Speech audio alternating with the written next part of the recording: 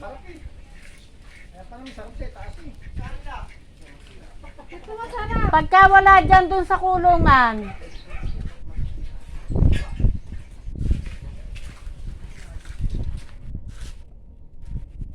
Very good na. Simot na.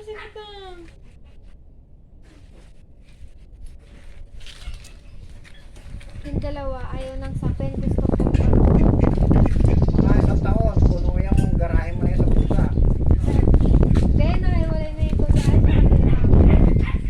At dadalhin sa ni tita. Makatrabaho. Mag-aalaga doon sila pusa. Kasi daw eh, pag kumakain sila, wala daw kumakain ng Puro mga Tagalog yan eh. Kaya nga kay tita. Ayun lang yung may lahi. Eh, gaano na yung kain niya. Wala pa sa dakot kain niya. Butal-butal ang kumain yan. Ayun nga, tinan mo puno yun, naubos. Ano kumain niya, matatakaw. May Milky si Choco maliit lang.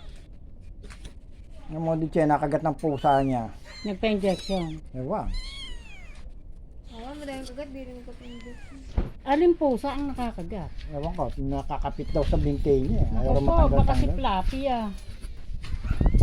Sa ispak po ba? Hindi ko na inukuri. Pumunta pa yun. Ay, ba't mo na lamang nakagat? Ang kwento niya kay Melda.